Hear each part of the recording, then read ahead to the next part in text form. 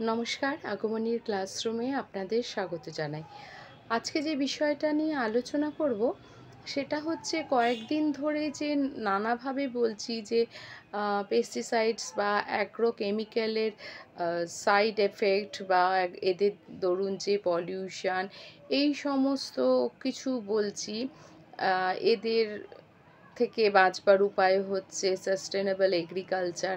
তো এইগুলো তো ঠিক আছে, এইসব বিষয় নিয়ে এবার যেটা বিষয় নিয়ে কথা হবে সেটা হচ্ছে যে যে পেস্টিসাইডসগুলো আমরা অলরেডি ইউজ করে ফেলেছি এবং প্রকৃতিতে যেগুলো রয়ে গেছে, অর্থাৎ পারসিস্টেন্ট পেস্টিসাইড যেগুলো প্রকৃতিতে স্থায়ীভাবে থেকে যাচ্ছে বহুদিন ধরে, সেগুলো থেকে আমরা কি করে বাঁচবো।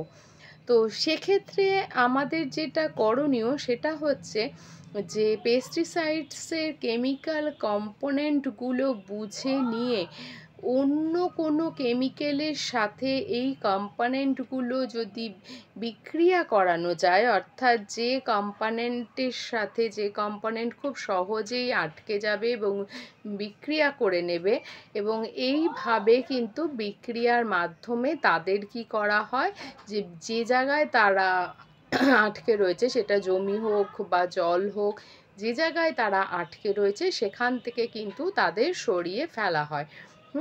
অর্থাৎ কি হয়, অনেকটা ওই চুম্বকের মতো, মানে চুম্বক যেমন লোহাকে টেনে নিয়ে সরিয়ে নিতে পারে, ঠিক সেই রকমই এমন অল্টারনেটিভ কেমিক্যাল দিতে হবে যে পেস্টিসাইডসের কম্পোনেন্ট বুঝে, যা কি করবে না পেস্টিসাইডকে টেনে বার করে আনবে, এবং খুব সহজেই আমরা কিন্তু তাহলে পেস্টিসাইডের থেকে যে পলিউশনটা সেটা থেকে আমরা কিন্তু খুব সহজেই বেরিয়ে যেতে পারবো।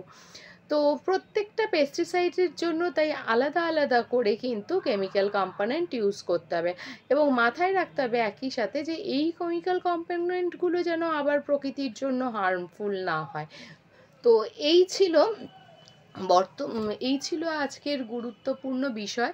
বর্তমানে কিন্তু প্রায় 1 থেকে 2.5 অর্থাৎ 1 to 2.5 মিলিয়ন টন পেস্টিসাইডকে এভাবে কিন্তু রিমুভ করা সম্ভব হয়েছে। তো আজকের এই বিষয়টা যদি আপনাদের ভালো লেগে থাকে, লাইক কমেন্ট শেয়ার করবেন, নতুনরা অবশ্যই সাবস্ক্রাইব করে দেখবেন, বেল আইকনটির পাশে প্রেস করে থাকবেন।